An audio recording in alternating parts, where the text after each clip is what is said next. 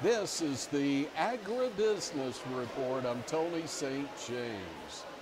We're in Guatemala City, Guatemala for the U.S. Grains Council's annual membership meeting, International Marketing Conference, and look who we ran into.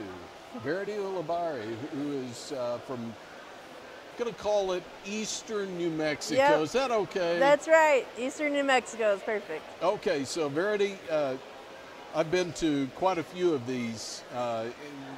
They'll bounce them between the U.S. and then one of the foreign locations that's vital for grain producers in the U.S. But for somebody who's never attended an event like this, what's the elevator speech for what it is? Well, it's an exciting event, first of all. It's great to get together with other producers and other stakeholders of the value chain, with our agribusiness partners and those types of things. We visit a lot, catch up. It's about fellowship, but most importantly, it's not carrying on the business of the council.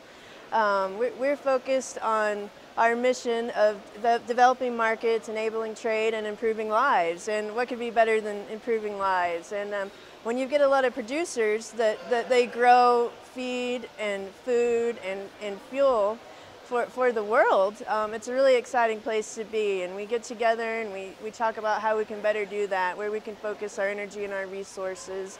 And one thing that's really exciting about this meeting is that we're working on our roadmap to take advantage of the new RAP funding, which is the Regional Agricultural Promotion Program that's just been rolled out, which should begin in June, and we're excited to take advantage of that opportunity and really show our producers what we can do.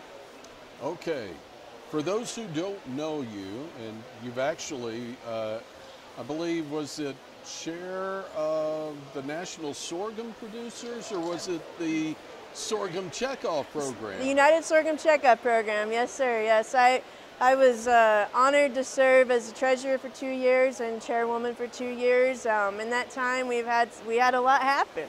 We had some ups, we had some downs. Our top market, top destination during that time when I first came on as the chair, we had a little bit of a trade conflict, and then we weren't moving any sorghum to our top market, so that was a challenge. But thankfully, we were able to quickly get that turned around through significant assistance with the U.S. Grains Council, from not just helping from a resources standpoint, because as you know, from a checkoff perspective, we cannot put funds towards any legal fees or anything like that for policy or trade, but with the U.S. Grains Council, we actually had boots on the ground. They had relationship with key end users and merchandisers there, and that significantly helped us get that turned around. And we can say for the last 5 years, we've definitely enjoyed that coming back to being our #1 market. So it's been a huge success, and we're thankful for it. And as a fellow sorghum grower,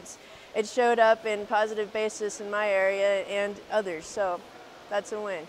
So I find it somewhat interesting that the U.S. Grains Council was actually started by the sorghum industry years ago. So some would know that, but when it comes to the Grains Council, obviously working for sorghum producers, but not just the sorghum industry. You've got what, corn and barley and what corn, else? barley, and their co-products. So we do distillers' dried grains with solubles and ethanol in particular, which is a huge opportunity now.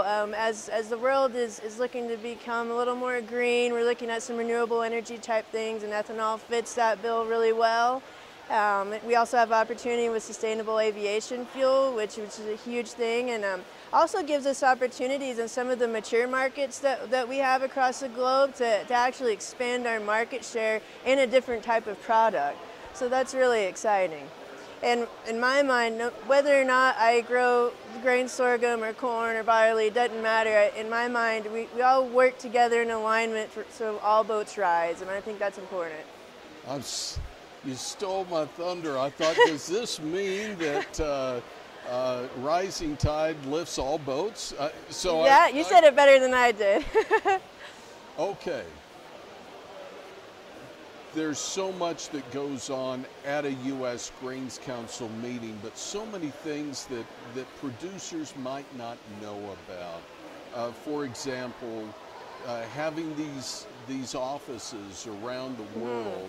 And I know at this meeting, through A-Teams, you're getting to hear from those offices. Yes. How important is it to have somebody with boots on the ground, whether it's in Africa or it's in Southeast Asia or it's in Latin America? Yeah, it is significantly important. You know, as we all know today, we get our news feeds generated by algorithms, what we're interested in or what certain entities might want to push down our way. But when you've got boots on the ground, not only do you get eyes and ears and understanding what the situation really is, but you get the opportunity for them to create relationships, not create them, but also enhance them. And those are the things that come in extremely handy, not just in good times, but when we have challenges. And if we didn't have that, we wouldn't be near as effective. So that's one of the things that sets the U.S. Grains Council apart. Is we have a presence in 28 locations across the globe. We operate programs in 50 countries in the EU, and we're out there. We've got 108 staff members working out there every day for our U.S. producers, and they are dedicated to their job and to helping get profitability back to our farms, but also improving lives for the end users around the globe. Okay, last question for you. General session was held, and let's see, you had Doug McCallop, who is the chief ag negotiator for U.S. Trade Representative's office. There's been a lot of talk about trade this morning, but what are key takeaways already from this meeting that you have? The key takeaway for me was just, I think the relationships that we've built over time with some of these individuals, and particularly McCallop, and how he, you know, wasn't originally scheduled for this, but it seemed like it just kind of, the stars aligned and it worked out, and he was gracious enough to come in and speak to us and answer questions. And that's huge. I think that most people know this, but I'll say it is a relationship type deal. It's who you know a lot of times, and we're very happy that we have him working on our behalf to help promote our products around the globe and enable trade. Veritti, so good to see you. Thanks for your time. Thank you so much.